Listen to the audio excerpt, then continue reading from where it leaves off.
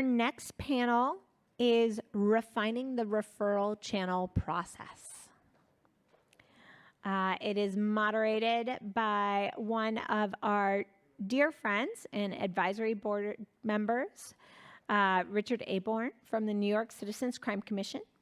And the panel includes Deputy Chief Amada Tingaraides and Dr. Maria Martinez.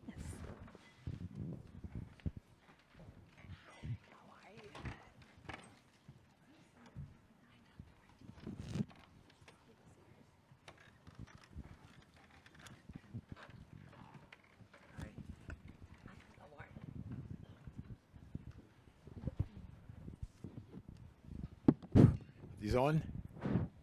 Are these on? Yeah. Yes. That was actually a check to make sure you were still awake.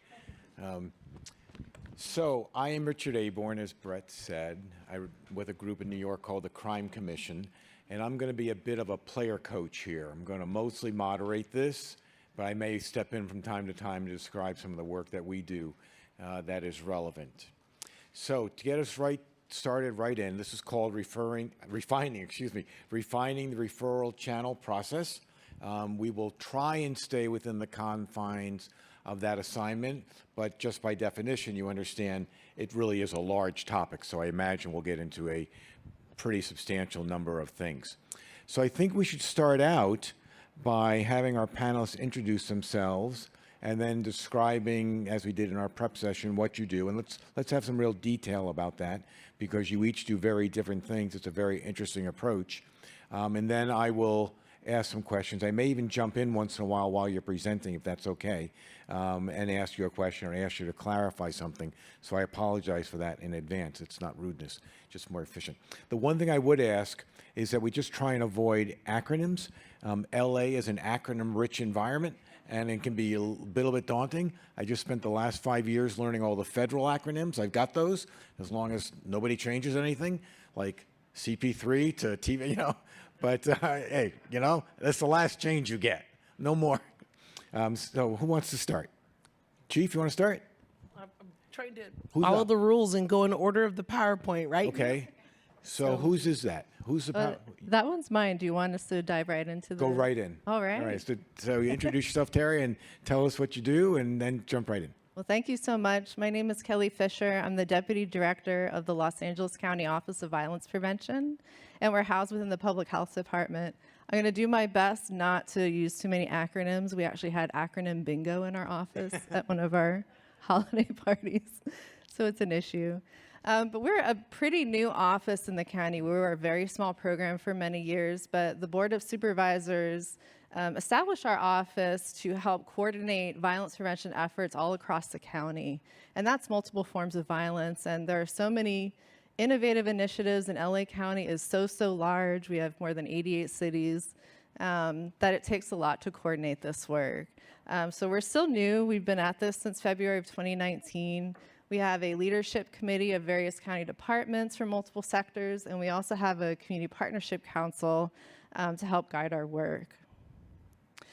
And this kind of encapsulates a public health approach, this quote from Angela Davis, and it's really similar to what many of you have shared today. Security is not possible as long as the physical, mental, and spiritual health of our communities is ignored.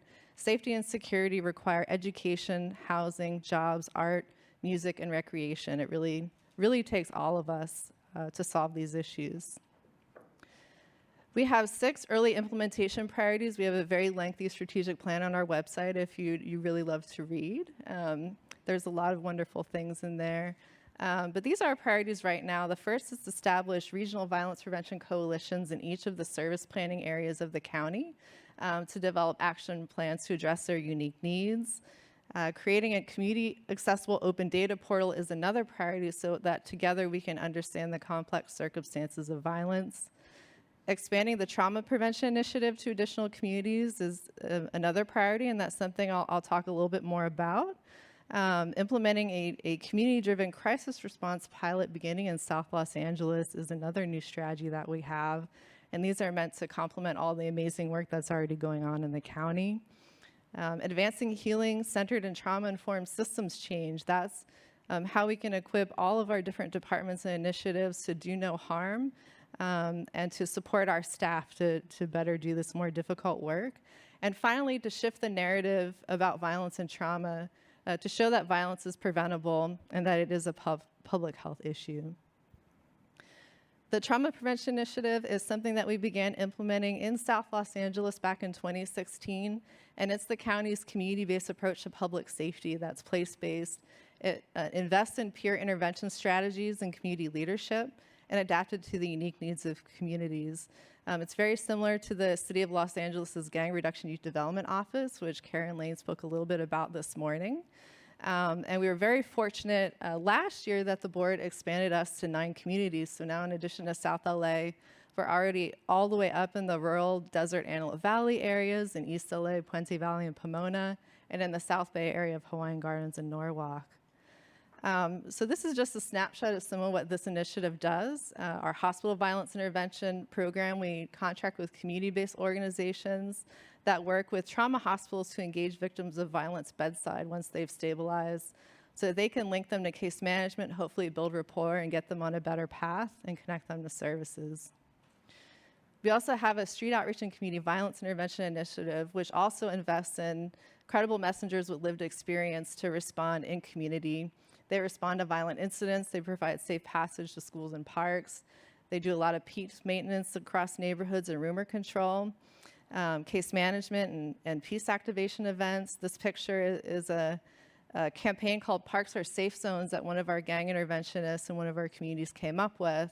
And we distribute these in houses around the parks and also did billboards. And this really served 2 purposes. One, to communicate to gangs that parks are off limits for violence to help support the interventionist messaging, and also build community confidence in the parks. Some of our new initiatives include the care and response team. Our new crisis response coordinator, Charlotte, is in the audience with me. She's really spearheading this amazing work. And this is meant to provide rapid in-home and in-community connection to individuals and families impacted by multiple forms of violence, whether it's an incident at a school, hate crimes, gang violence, domestic violence, deputy-involved shootings, mass shootings, suicides. We also have a new program we're working in partnership with the Department of Mental Health and the Sheriff's Department called the Family Assistance Program, where we're going to be providing peer healing supports to those who've lost a loved one from a deputy-involved shooting. I'll close with 2 big picture slides, really looking at how these community-based initiatives that we're helping to support can connect to other efforts. Many times today, the speakers have talked about the importance of relationships and social connections. That is so critical for all the work that we do together so that people can have social connections, identity, and a sense of purpose. Our Community Action for Peace networks, which are stakeholder networks, really help to drive this work in each of our small communities. Street outreach plays a really critical role in both helping to make sure that parks and schools are safe for community to be able to access them, and they also have a professional understanding with law enforcement so that they can maintain peace on the other side of the yellow tape and help, hopefully, to resolve conflicts before they escalate. Hospital violence intervention as well is really a teachable moment to hopefully help transform people's lives before they go further down the path. There's really clear linkages between all of this work and criminal justice diversion and victim services. And with the community crisis response, really working with mental health and substance youth and houselessness to really provide that safety net. So there's a lot of opportunity to see how our different sectors can work together to solve these issues. And finally, I'll close with some challenges. Really, how do we build trust between community and systems? And it's not just law enforcement, it's public health too. We can see that especially out of the COVID-19 pandemic. Equity, how do we really empower our community leaders and grassroots networks and survivors in these solutions and invest more in those community solutions to help de-escalate and divert so that we can reduce the need for those more expensive and hurtful services. Triaging incidents, when do we pull in different public safety players? And all of us here in these different sectors have an important role in public safety. How do we coordinate across jurisdictions with the different cities, with the different states and communities in our area? And as many people have mentioned here today, How do we make sure we have enough trained staff and investments in these needed programs so that they're not set up to fail? Thank you. That's terrific. This is an incredibly comprehensive program. Kelly, if I can, just before we go on, just one quick question.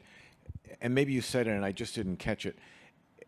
Does your office actually refer individuals who may be in need of clinical services to a clinician? Are you engaged in that, or is that handled differently? Well, we contract with community-based organizations, and they do refer to mental health and to social services and the probation department and also other services. So our staff don't directly do that, but our contracted providers do. So maybe we can circle back later and talk about the challenges incumbent in that.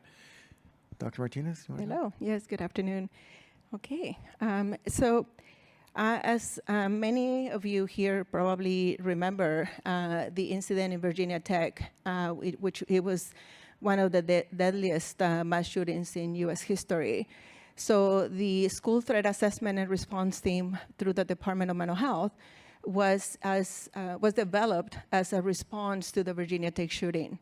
As you probably, many of you know, the shooter, Samway Cho, was institutionalized for danger to self. So he was discharged from a psychiatric hospital, returned back to Virginia Tech, but there was no follow-up. Same thing with campus police. They were concerned about his sexual harassment. So he was interviewed by police, but then again, he went back to Virginia Tech and there was no follow-up. His classmates and faculties, his professors expressed concern about his behavior and writings in class, which contained homicidality and some of his plans for carry out a shooting. Yet the only intervention was to remove him from his English courses and placed on a one-on-one with an English teacher. But then no one came together. The three departments had information about Samway Cho, but they did not come together to share their information, and much more so, what is the plan to intervene and assist the student? So one of the lessons learned from Virginia Tech is the importance of sharing of information. So the department said, the three of them said, we couldn't share information because of HIPAA, because of FERPA. That prevented us from sharing information with each department. Well, we have come a long way, and we know now that when we do have a student or a person that we are concerned for their safety or the safety of others, we can share information to those who need to know that information. So the program is a field response, crisis response team. So we go everywhere, wherever the student is. If the student is in juvenile hall, if the person is incarcerated, a psychiatric hospital, wherever the student is, that's where we go. So it's field response. But much more so, we do go to the student's home. We want to know the dynamics in the case, what is happening in the student's life that is causing them to think about homicide as a remedy to their problem. So we are a field response, and it START is a collaboration with mental health, law enforcement, the education institution, and the community in the prevention of targeted school violence. Let me see if it goes.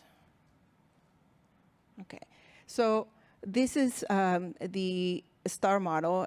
We want to, it's a prevention early intervention program. So we want to be able to identify students of concern who are presenting with challenges and perhaps who may be thinking about carry out a mass violent attack, either their schools or another place. But we want to be able to early identify so then we can intervene and identify prevention strategies. We provide risk management. And with that said, some cases require longer risk management and monitoring of these cases. It requires for us to be involved perhaps 6 months, a year, 2 years, it depends. We have cases in which we've been managing for years, 4 or 5 years, because as you know, these cases are very, very dynamic. One day they can be stable, they have all the services in place, but then they stop mental health treatment or something else happens in their life, and then they go back again to think about either suicidality or homicidality. So I already mentioned it's a collaboration with mental health, education institution, and law enforcement. We also provide training and consultation. So training to professionals, mental health professionals or education professionals on threat assessment and risk management.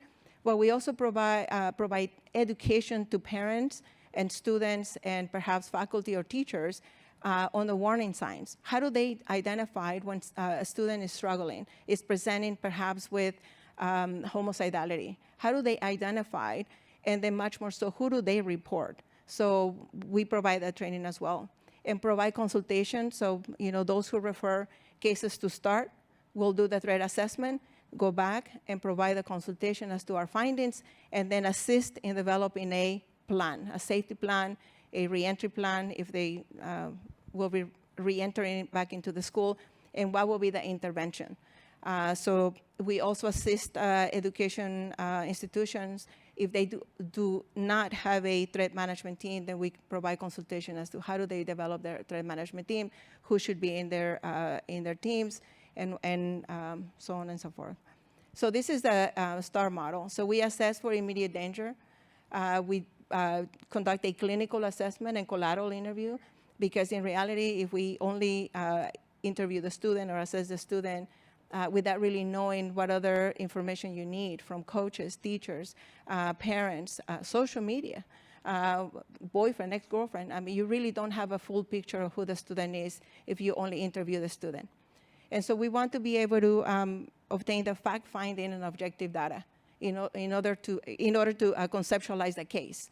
And we want to develop and reinforce a safety net around the student and the family, so it's not just the student. So this is our criteria, K through 12 and higher education. Anyone who's posing or making threats to academic institutions. It could be an employee, it could be a spouse of an employee. So it's not only students. Threats to large venues. As we know, those who are planning an attack, they're hoping to, unfortunately,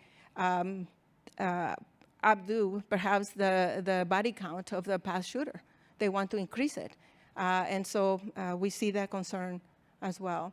Threats to immediate family members or relatives. As we know, there's a nexus with familial homicide and those who have carried out shootings, school shootings. So those cases come to us as well. Chronic bullying. The Secret Service has conducted an analysis on 76, I believe, cases of shootings. And one of the factors that they identified across is that either the shooters were victims of bullying or they were bullies, they were bullying other students. Those who perhaps are presenting with depression, suicidality, and then already engaging in weapon research or trying to acquire weapons. And it's not just firearms. We have a problem of the ghost guns.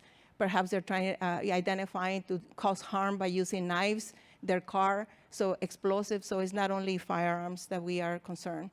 And then interest in research of radical groups or ideology.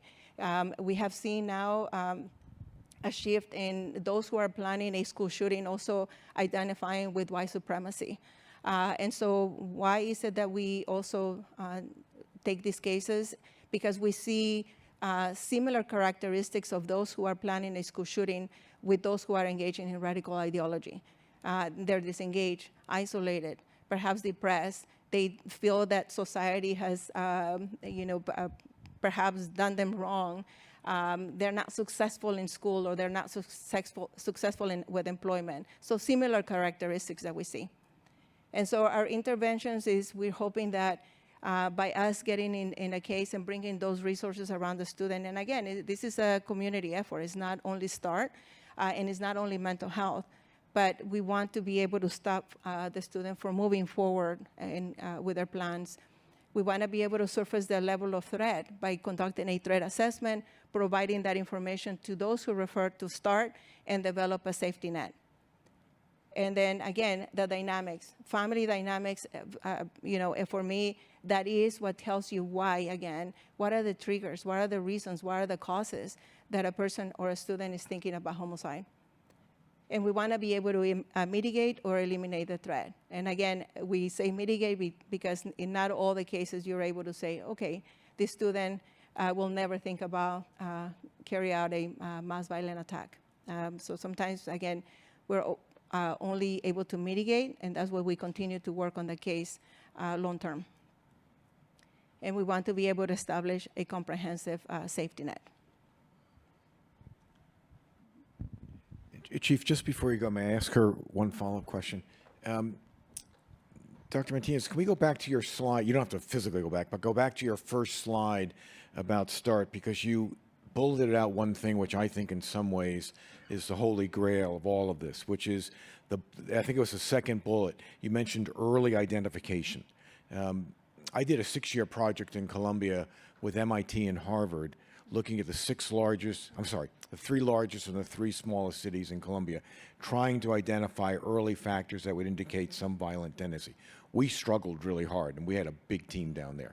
I'm wondering if you could talk about that a little bit, just Chief, because I think it's a really important point, because I think everybody will agree that the farther up in a person's the earlier we can go in a person's life and intervene, the better off we all are. So I was just wondering what you meant by that, how you implement that, where you get your information, et cetera. Yeah, once we start completing a threat assessment and we learn more about the student and the student life, we see that there's extensive or excessive trauma, child abuse, perhaps there's substance abuse in the home, domestic violence in the home, and the students are exposed to that. Then they're also dealing with depression, isolation. We use a term in START, we say isonection, so that means that they're isolated physically from others, but they're connected in social media. And to me, it comes down to students trying to identify with someone, to get an identity, to feel that they belong and they're being part of, to be inclusive, because perhaps they don't find that at home. And so, once they're exposed in social media to these other groups, they find that perhaps they feel some sort of identification. So if you ask me, depression, again, extensive trauma in the home, and then you see what we see with students is depression. It manifests in their grades, their attendance, the inability to focus, lack of perhaps extracurricular activities, so they're not really connected. And then perhaps looking for a justification when they're thinking about suicidality or homicidality. So those are some of the warning signs or the risk factors that we see. That's terrific. Yeah, this issue of social isolation and disconnection from community is such a big, important question, both in the youth population and in the adult population. Chief, can we ask you to... Guys? Absolutely. I'm going to be the odd one and stand up. This belt weighs about 24 to 26 pounds. So after a while, you have to stand up and get settled. So good afternoon, everyone. My name is Amada Tingarides, and I am a deputy chief with the Los Angeles Police Department in my 28th year of serving the community that I was born and raised in, grew up in. I oversee a bureau, thank you. I oversee a bureau called Community Safety Partnership Bureau, and I'm really honored that we have a law enforcement perspective that really will mirror some of the things that have been talked about throughout the day, and to have a law enforcement department understand that we have to have a public health approach to addressing root causes and conditions in our community is really what this work is all about, and I want to spend some time talking about that today. I do want to uplift and acknowledge my assistant commanding officer, who is a civilian, purposefully selected as a civilian to work alongside me doing this work within the LAPD, and that's Mr. Joel Lopez, who's here, and some of our partners that I'll talk about a little later throughout. So what is CSP? So the Community Safety Partnership relationship-based policing model started with the LAPD back in 2011, and Connie Rice, who's a civil rights attorney, was the brainchild of this policing concept, and it was created in reality for LAPD to prevent being sued again by a civil rights attorney, but also created because it was the right thing to do. We had conditions in our public housing developments in South Los Angeles in the community of Watts that had high amounts of stress and trauma and violence. And the LAPD went about responding to that stress and that violence from a suppression enforcement lens rather than a relationship building public health lens. And at the time, Connie Rice met with Chief Charlie Beck and the Housing Authority, City of Los Angeles, and said, crime is up, relationships are down, we need to rethink how the Housing Authority is held responsible for ensuring that our most marginalized communities in this city are safe, and law enforcement needs to come up with a better way in dealing with trauma and stress and people in communities that are living in conditions like the public housing developments. The traditional methods we were using within LAPD wasn't working. We would have overtime details to go into some of these communities, and we would count the number of arrests we made, and we'd go back at it again and again and again, and not make a difference in these communities.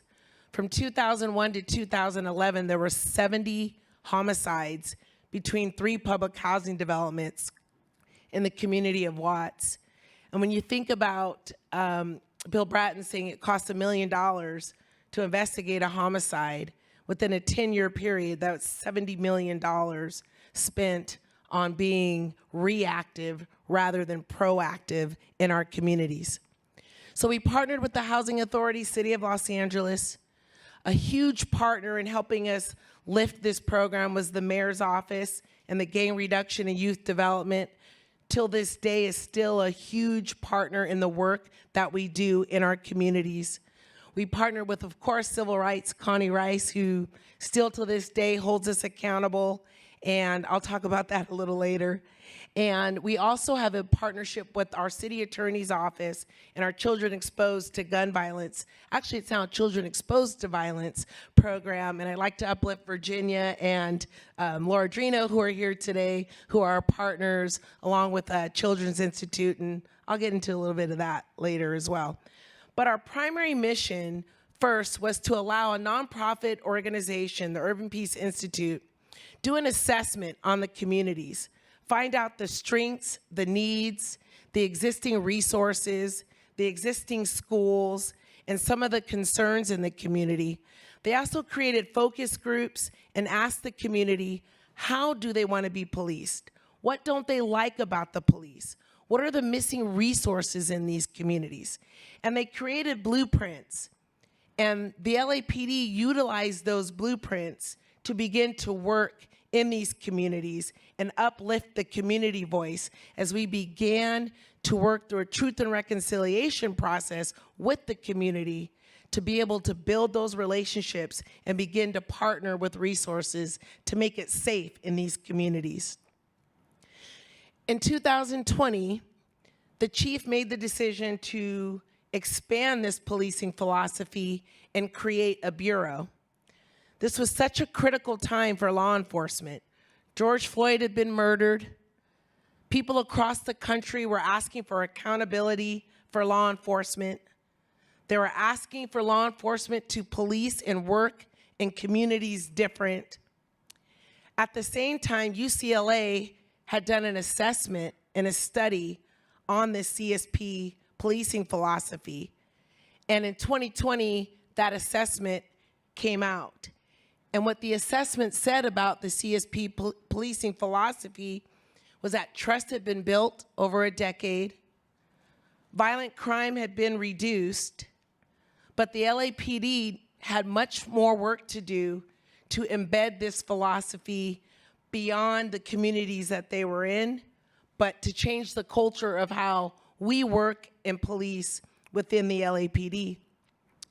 So in 2020, I was in Murrieta at a winery, and I got a phone call from the chief of police and said, be in my office Monday morning at 8 a.m. I'm like, oh, I gotta cut my trip short one day. I show up to his office and he says, this study came out. I've seen the work that this philosophy has done within our organization. We have a lot more work to do. I was a captain at the time. I'm gonna promote you to a deputy chief. You're gonna create a bureau, and you're gonna ensure that this public health model gets embedded throughout the LAPD. The second person in the history of LAPD to promote from a captain to a deputy chief. I asked him twice if he had been drinking himself. Just kidding. But we took on the challenge. And I know that it wouldn't be me that was leading this challenge, but it would be the community and our service partners right alongside me to really embed this philosophy throughout the LAPD. So I talked about the UCLA recommendations. So what is community safety partnership, and how does it tie into referrals and working with nonprofit organizations and mental health and having a public health approach to policing in our communities? So we have a mission statement and we have core components. When you work with police officers, you have to give them bumper rails so that they truly understand the mission and the role that they're going to embark on. We'd already done so many things outside of the box with this policing philosophy. We allowed outside entities to come in and tell us what the community wanted, and we took that to heart, and we ensured that we began to work in the community the way they asked us to. We partnered with the civil rights attorney and allowed them to teach us about public health, to teach us about policing the teen brain, how to interact with intervention and prevention services, and what does trauma look like. And our officers went through a month-long training with this much about policing, but 90% about all of the things that have been talked about today. And then out of that training, we came up with 5 core components to ensure that our officers had the bumper rails to work in these communities. And our core components are community engagement, and not necessarily coffee with the cop or having a meeting just to meet, but really getting to that level of the community and listening and hearing and learning and engaging. We do safe passage. That was talked about a lot today. Our officers make sure that kids get back and forth to school safely. We also do safe passage in our shopping centers, in our parks, to ensure that it's safe. All of our officers who work in this program are promoted. Traditionally, in order to work a specialized unit, it would be the gang unit or SWAT or Metro or a senior lead officer. Every single officer that interviews to work within this program is promoted to work in this program.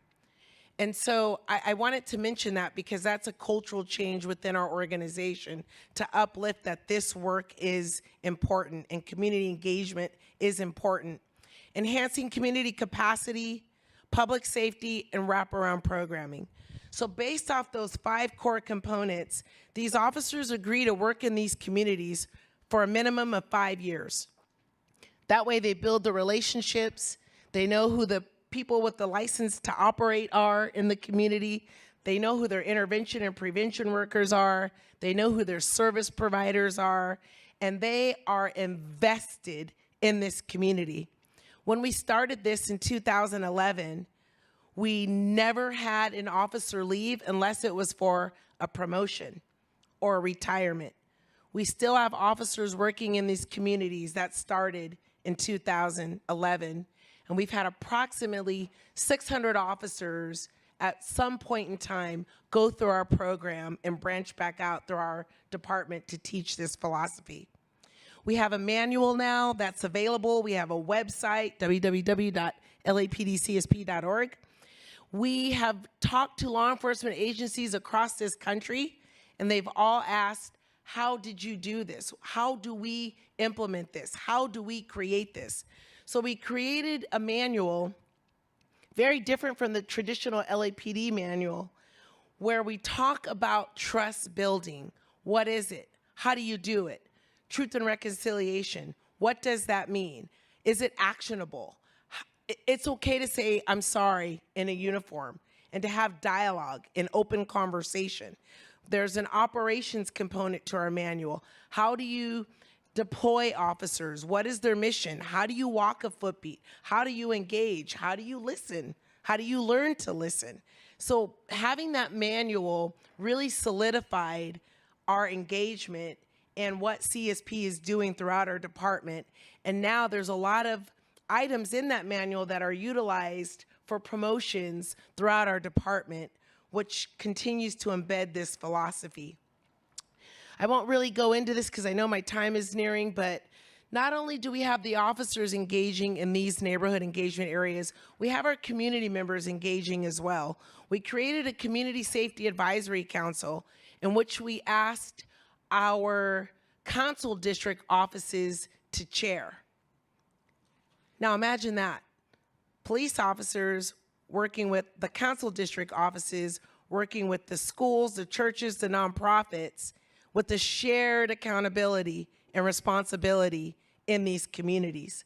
The purpose of creating these community safety advisory councils were to do just that. Look at some of the root causes and conditions as it relates to quality of life issues, trees needing to be trimmed, curbs needed to be painted, mental health resources needed in a community. It's an all hands on deck council. We also created strategic safety plans. We took the community through a series of exercises and created a workbook.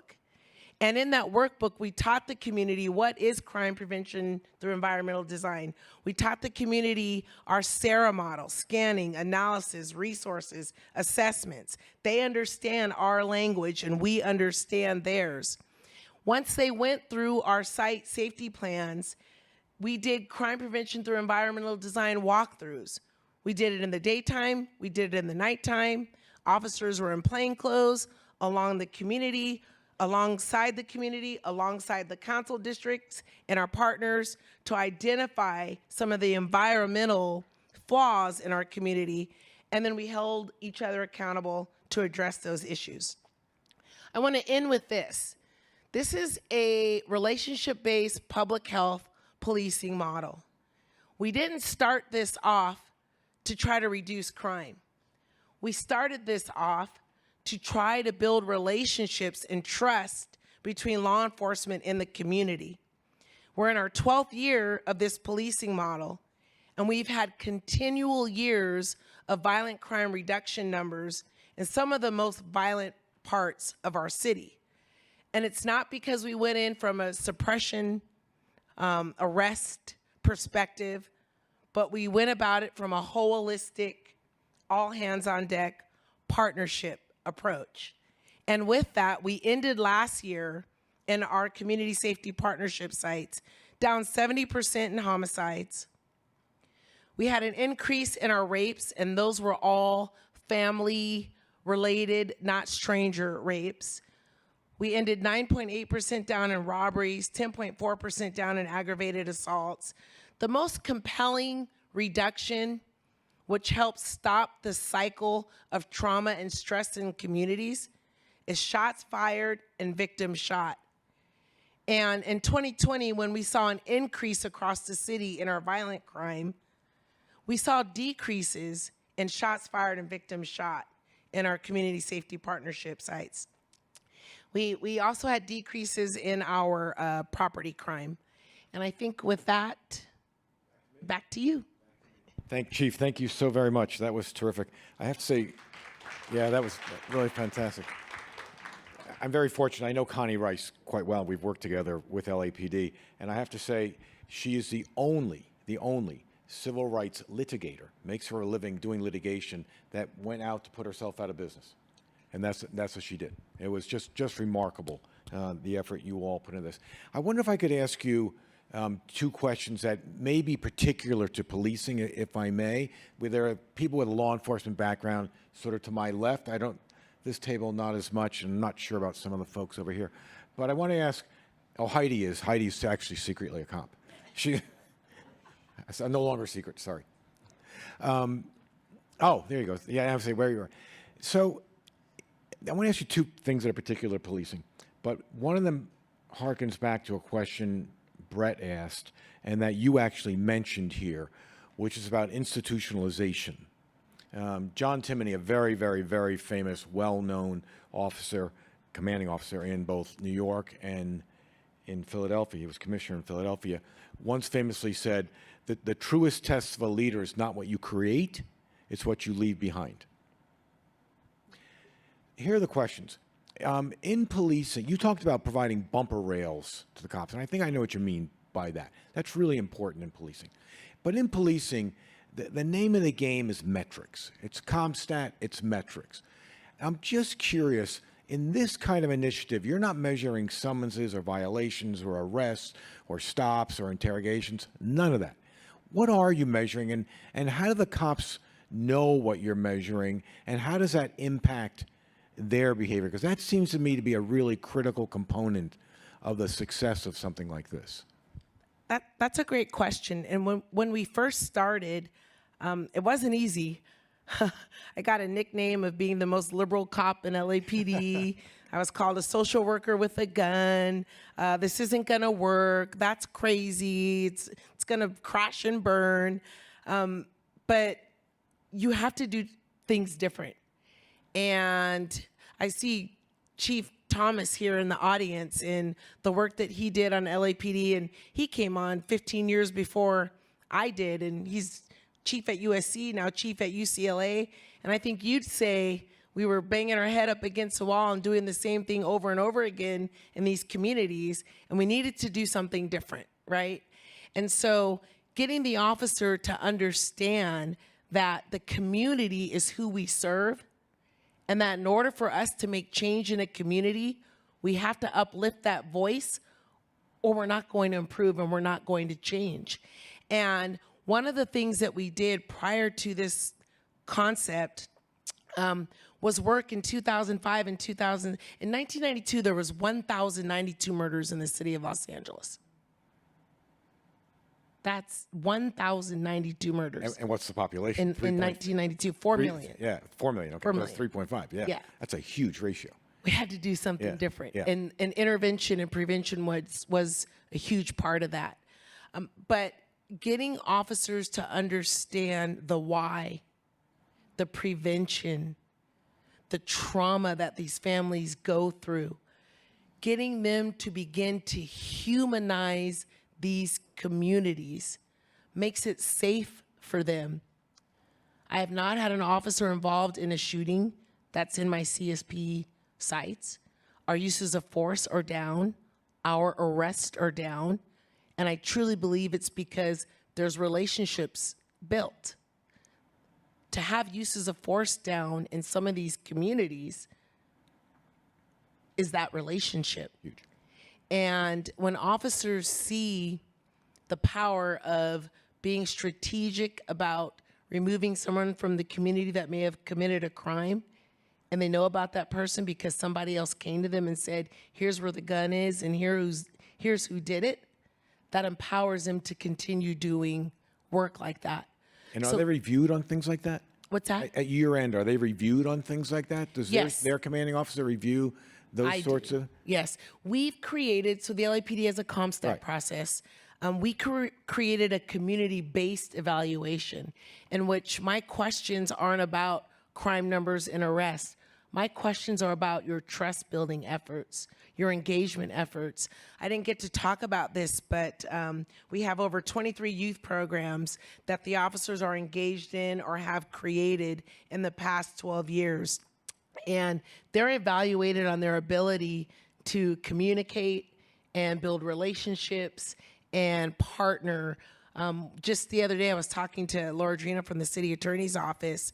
There was a shots fired in Jordan Downs, which is a public housing development in Watts, and it's under redevelopment right now. In the 80s and 90s, one of the most violent housing developments in this city, and big gang footprint. And there was a shooting, and the community's gotten used to there being no shots fired and no shootings in this community. No one was hit. However, there was a residence that 6 kids live in, and that house had been riddled with bullets, and by the grace of God, no one was hit. One of our officers happened to be driving around with a mental health clinician from Tessie, Cleveland, giving her a ride along. And it's not odd for the community to see officers with a therapist in the car, or CSP officer with a therapist in the car. And the family came up to our officer and said, you were off yesterday. There was a shooting, Officer Rice. The kids are scared. And all the kids came up and hugged his leg, and they said, we were scared. We were scared. And we said, well, hey, we're riding in a car right now with the clinician. And they, right there on the spot, talked to that family, did some follow-up with the family, and they're now treating that family. And that incident, to see an officer and kids run up and say, we're hurting, we're scared, and then us being able to say right here on the spot, let's get someone to talk to you, is impactful for the officer so that they don't feel like the work that they're doing is frustrating. This type of philosophy is good for the mental health of the police officer as well. Big time, big time. All right, so I'm going to ask you another question particular to this, but it actually leads into something I want to bring to the entire panel. And it's this. We know each other. You know I can be a little blunt. I was a DA for years, but I'm sure you can take it. It's not going to be the first time, right? You used to, in all the years I've been working in and around policing agencies, both in this country and around the world, I've never, ever, ever heard a cop use a phrase that you've used, particularly a commanding officer. And I want to ask you about it, because you used it, I think, on purpose, with meaning, and you used it 2 or 3 times. 2 or 3 times you said, this is about truth and reconciliation. 2 or 3 times you said that. Last night, a group of us were talking about the role of implicit bias in life in general, the whole notion of othering, but in particular in policing. You know, because you know what we tried out here, talking about implicit bias can be explosive with cops. It seems to me the notion of truth and reconciliation, which by definition implies an acknowledgement of a wrongdoing. I'm assuming you're using it in the Southern African sense of it, both South Africa and Rwanda, that it implies an acknowledgement, and in your context, an acknowledgement by the cops that something wrong has happened. Can you talk about that a little bit? Because I find that fascinating that you would use that term. It shows me just an enormous amount of progress. Yeah, it's important, and we don't get it right all the time, and it's important that we acknowledge that. And when you acknowledge that, you have a breakthrough and you're able to work and get things done in the community. And we started off by having heavy, hard conversations, and for the first time, the police shutting up and allowing the community to tell us how they feel. And we would sit in circles and stay quiet and let the community express themselves. Anger, mistrust, fear, crying, and us just staying still and listening. And when we started doing that 2-3 years in, we created a Truth and Reconciliation coin. And after we'd have these dialogues or these one-on-one conversations or an alternative complaint resolution conversation, we give that person that coin, that Truth and Reconciliation coin. And it's just become part of what we do. It's an acknowledgement, it's an understanding, but it's also a path forward, because ultimately our job is to make communities safe. And if we have to harm communities in order to do that, we're doing something wrong. So it is very important to acknowledge our history and never forget it, but try to move beyond it. Fascinating. If we can express this formulaically, it seems to me what you're articulating are 3 sequential T's, which is, I guess, truth plus transparency equals trust, is in a sense what you're saying. So let me ask Kelly and Dr. Mee about that.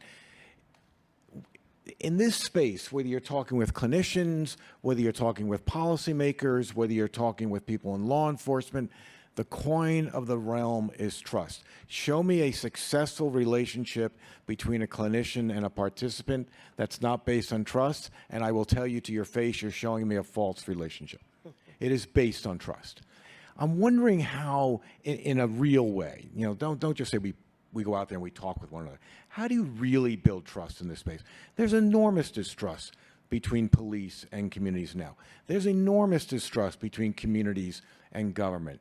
Tell me how you go about that, because the 3 of you seem to be quite remarkably successful in having cut through the distrust that's out there. And it's worth amplifying for this group. It takes a lot of time, and it's not just about law enforcement. I think one of the things we learned early on in our community engagement for planning our initiative is, we may be a public health staff person in a tiny program in a giant department, but when you go in a community, you carry the whole weight of government and the history of systemic oppression on your shoulders. And you have to be humble. You have to give people space to listen. You have to dispense with your slides, which we love in public health. And, they implicitly know what a public health approach to violence is and what root causes are. And you just have to give space to listen and to really figure out how you need to change our systems. Our community partners hold us accountable every day for making our systems better. We know there's a lot of issues with accessibility to services, how hard it is for small organizations to get a contract. But investing in community to lead those solutions is something that I think is a hallmark of what we all need to do. Yeah, I think it's, echoing what you said. When we first started back, 13 years ago, I think it took us time to get there. And I think it comes down, start collaborates even with federal agencies. And we're not about to criminalize students or, our clients. We want them to be successful and move forward with their plans. But at the same time, we are accountable for the safety of the community. So if you ask me, what does it take for us, mental health, to work with law enforcement and academic institutions and the community, it comes down to accountability. Are you accountable to continue with the commitment of public safety, and that you will do what it takes to help the client to, again, develop that safety net and those resources, not just with the individual of concern, but with the whole family and the community. And then the other one is reliability. If you're going to say that you're going to do something, we're hoping that you're going to do it. And I think that the community and the police and law enforcement, that's what it is. I think we all, when we sit at a table and we say, who's going to do what in order to help the family and the student and mitigate the threat, that we will be responsive to that, and that they will, do what we said we were going to do. So accountability and to be reliable, I think that's what comes down. Chief, do you want to add any more to this? I completely agree. Yeah, fantastic. Neil, where's Neil?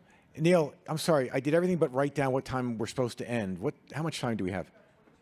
All right, great. I could talk with you guys. And, I lose everybody, but I could talk to you guys all day. And if I may add, I think real-time response, because these cases cannot wait a week or a month, is real-time response. And I think we have hold on to that to be accountable and to really respond in real time. Yeah, and the stepchild of that, particularly Kelly with you, is that if you go into a community and the community identifies something that they want ameliorated and you don't respond, you lose trust then. That is, I'd much rather see you not go in than go in and not respond. All right, let's bring this down now a little bit to some more narrow questions that maybe in some ways are a little bit closer into the subject matter. Again, I could talk with the three of you for the entire day about 100 different things. Tell me, if you would, the kinds of cases that you're seeing and the context in which they come up which you think, result in a referral to some sort of clinical setting. I mean, what do those look like? What are the behaviors you're seeing out there? Who's making those decisions? Who's receiving the referral? How effective is that process, et cetera? Because you probably each have a different context for that. Chief, you want to start?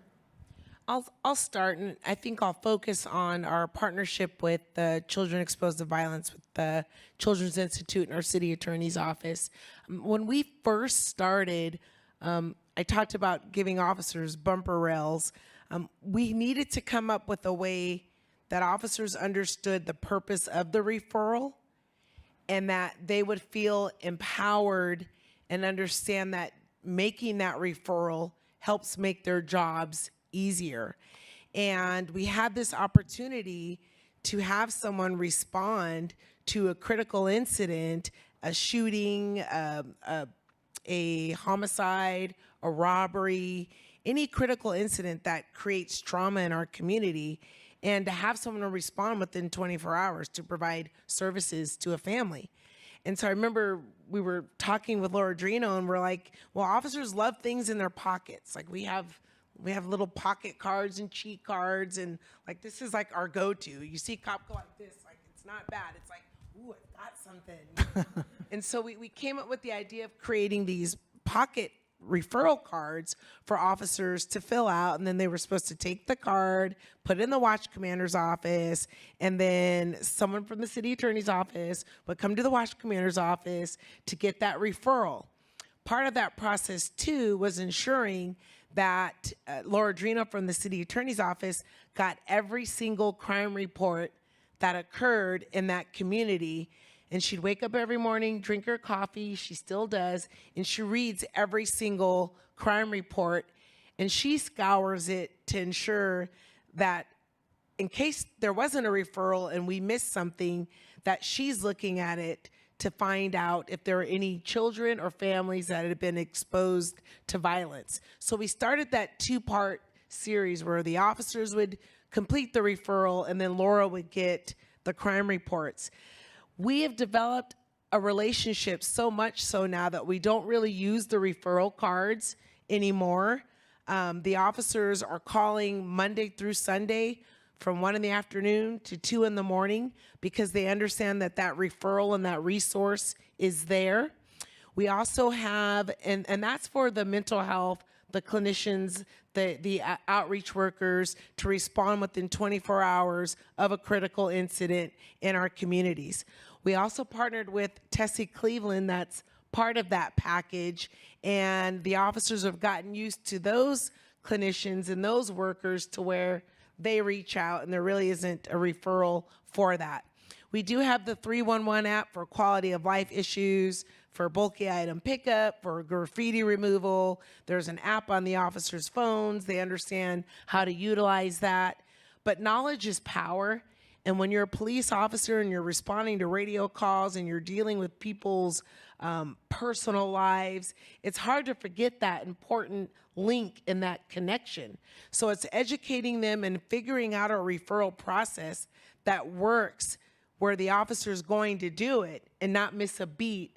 But then the follow-up on the back end is what supports officers really believing in this culture shift and continuing to make those referrals. So having an open door policy to say, I know that there's HIPAA rules and there's privacy, but can you tell me how Michael's doing, or did his family receive the counseling? And then the officer goes back and shares that with the whole roll call.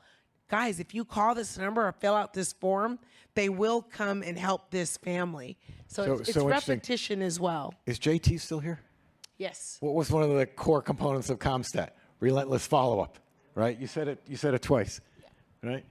Can I ask you, Kelly, and Dr., and then I want to turn to questions. I don't want to run out of time. Yeah, our community-based organizations handle most of the referrals. So our community violence intervention workers will hear from a community if there's been an incident where they need to respond to diffuse a conflict, or to help someone who's been shot.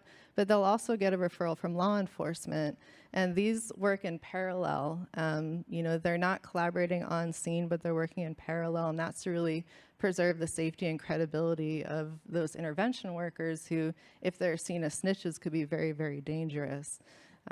We also work closely with the parks and schools where, the agencies will provide safe passages, and they really serve the role as a trusted messenger that can link people who are impacted by gangs, who are traumatized by systems, to help connect them to the services that they need. We see that in the hospital setting, where once they're stabilized, the case manager is able to connect them to victim services. A lot of our agencies have more grassroots kind of counseling programs, like healing circles, that can help overcome that stigma that mental health may have, and then that can serve as a bridge to refer them to mental health services. The other thing that I'll mention is something that is so critical in this work, no matter what your role is the self-care of the staff that are doing the work. So we're trying to find more investments in supporting our intervention workers to be able to practice self-care, to include self-care in their budget, to do their own healing, because this work can be incredibly traumatizing, and we know that's true for law enforcement, for clinicians, for all kinds of different sectors. Huge issue in law enforcement. Suicide by cops is just horrible. Yeah, so START, has provided training to mental health clinics here in LA County, so they understand, threat assessment and targeted violence. So when we refer our cases to them, they understand why is it that we're making that referral. But we also work with the clinicians hand by hand in the.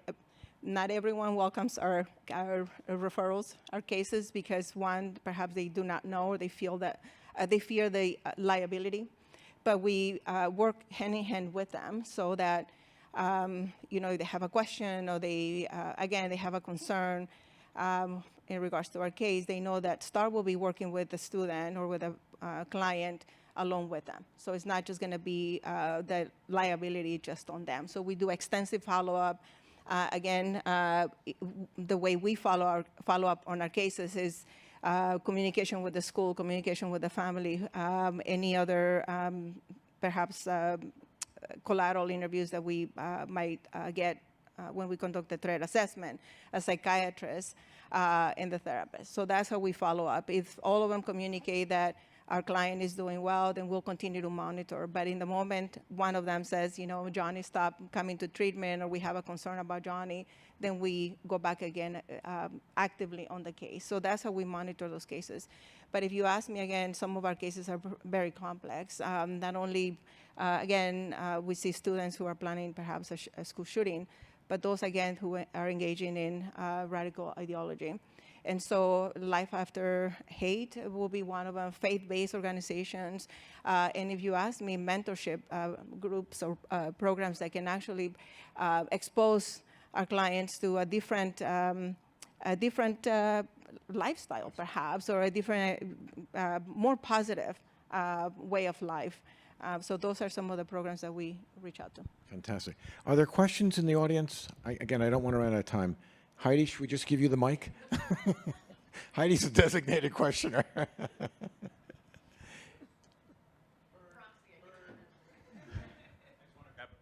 Heidi brings her own mic to all these. Yes. Heidi gave me this question to ask. No, I have two questions. Richard, where did you get your socks? You weren't supposed to ask about that. Oh, I'm saving that for the end. that's all right. It's a surprise. I know you're jealous. I am jealous. I've been watching you look, Those saying, do I really dare ask him? My burgers are dull. Deputy Chief, for what I'm listening to, obviously I'm familiar with the program, and it's an amazing program. And it seems like the success is part of it has to be a large contributor to not rotating the officers out, building that trust in the community. How is that when you tell other departments? Because, we're a training agency and we see the new SRO every 2 years and there's always someone new. Yeah. How does that work? What do they say? They have to build a certain department for it? Just so I can share when I'm out there, because that is the key, trust. Yeah, it is. So when the officers inquire about the position, we're very transparent. If you're going to interview and be part of this, we're asking you to commit for 5 years. We also have them sign a waiver saying that they will commit for that 5 years. They can leave before that 5 years, but I think that they become so addicted to the power of relationships that they want to continue to work in the community to make it safe and make it better. And most officers that do leave, they leave for a promotion, and then they end up coming back to either be a sergeant or a lieutenant or a captain. So currently right now I have under the command, there's only 113 of us. And we're in South Los Angeles, East LA, San Fernando Gardens, and the community of Watts. And I had a sergeant work in 2012 and 13. Then he was a sergeant, then he made lieutenant, then he made captain, and I brought him back to be a captain to oversee some of our teams. So we've had officers that have started off as senior lead officers and now come back to oversee because they just believe in that concept. But really, it's just being transparent from the beginning. We're asking you to commit to this community, and most of the officers want to work because they're interviewing to be part of the program, so we don't have a difficult time with them staying. And then you said they leave the remote and then they come back in. Yes.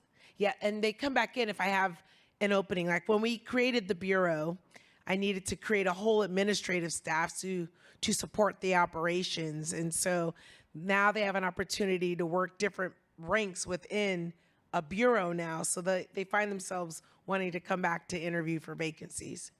Yeah. I have a two-part question. The first part is, when we look at the blueprints for violence prevention and those programs that are research-based that work, one of the things that you look at is, for every dollar invested, does it save or cost us more money? So when you look at one of the most effective programs out there, especially in a public health world, is the home visiting nurses, getting home visiting nurses and increasing that. Have you guys done what the cost of your operation is and what you believe the savings are? Because you have to articulate that and talk about that kind of data. Great question. My money guys over there. I alluded to the cost of a homicide being $1 million, and we're down 80% in homicides alone. That's a lot of money saved. I did not mention, in order to do this philosophy, we needed the housing authority to jump on board. We have 9 teams in 10 areas across the city, and they're in the public housing developments in 2 parks. So the housing authority put some skin in the game. They pay for the promotion or the upgrade of the officers. They pay for the overtime associated with the officers working in the housing developments. And they also provide the funding for our youth programs that we do in the community. So there's some leverage there from our partners to sustain this. It's an expensive program. The chief is saying, I'm going to take officers from other parts of the city to put them in our most vulnerable communities with their base salaries and all to commit to this. And when you do that, you reduce crime, you build trust, you reduce uses of force, you have no officer-involved shootings, and the other divisions can focus on other parts of their area while we keep building relationships in the communities that need us the most. So the answer is yes, but no, but yes. I'm sorry, Kelly, did you want to respond? Yeah, I think investing in upstream strategies is always going to be more cost effective than investing in schools, and youth programs will be more cost effective than law enforcement or medical care. And we have looked at the cost effectiveness of our street outreach program, which is also an evidence-based program across the country. I don't have that in my pocket. I probably should. But something we also see is that community-based strategies are always more cost-effective. However, we're grossly underpaying these agencies. They're barely making a minimum wage because there's so little funding for this work, and we're asking them to do incredibly dangerous work without a pension, without authority. So yeah, it's really an equity issue to really invest more in paying these community-based strategies more. Well, and thanks for making that point. That's so critical, because the sustainability of this could be an effective solution, and people investing in it or being able to replicate it. The last question, I keep hearing about the START program and the referral process, which for one, that's awesome, because when you go around and you have schools doing threat assessment, and everybody, it depends on how often you do them, but it sounds like in the referral process for you, does that cost anybody money? So one of the issues we see is that schools hesitate to refer someone to mental health care or for a higher level because who pays for it? And I'm wondering if you have that challenge, or where does that money come from, or how does that work? No, the START, there's no cost to the program, and the funding comes from the Mental Health Services Act. And so there's no cost. And if a student or a person basically don't have any health insurance or any means, we have what they call indigent funds through the Department of Mental Health, so there's no cost for mental health treatment. So there's no cost for any of the referrals. Our referrals come from all the school districts, higher education, law enforcement, our mental evaluation teams with SMART, LAPD, and the sheriff's department, and we have 43 teams within the 43 local police departments. And then we have our psychiatric mobile response team. So all these teams make referrals to us when they go out and assess perhaps someone on suicidality, and then they identify that there's a nexus to an academic institution, and then the person is, again, not only thinking about taking their life, but also homicidality. So there's no cost. Neil, any online questions? I didn't see any online, but we do have time for one more. If not, I'll ask of. Yes, sir. Back by the brownies. I had to call you out. Come on. Guilty as charged, except I was having the meat and crackers. So anyway, getting back on track, my question was that with this consistency with the officers to build the trust, has there also been any specific activities that you've done, like icebreakers and things like that, like coffee with a cop and things like that, that they do at different places to build that trust in advance of, left of boom, per se? And what has seemed to be the most successful that builds the most trust, or which group of activities? That's a great question. It takes a year to stand up a CSP site. And we don't just pick 10 officers and go out into a community. We work very closely with the Urban Peace Institute. They conduct focus groups. They do outreach. They create that needs assessment. They do a public sentiment survey. How does the community feel about law enforcement?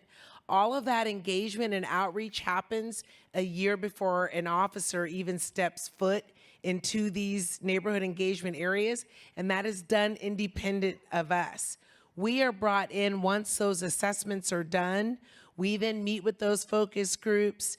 We put our officers through a 3-day community safety partnership school, which consists of representatives from the council district, the schools, the churches, intervention, prevention, policing the teen brain, public health. Connie Rice comes in and teaches. And so there's a comprehensive training strategy along with a year-long, really in-depth, embedded relationship building that occurs before we even stand up a CSP site. So when we're ready to go into that neighborhood, we've already got a relationship. There's an understanding of the needs and what's going on in that community. And then the officers build off that year platform leading up to.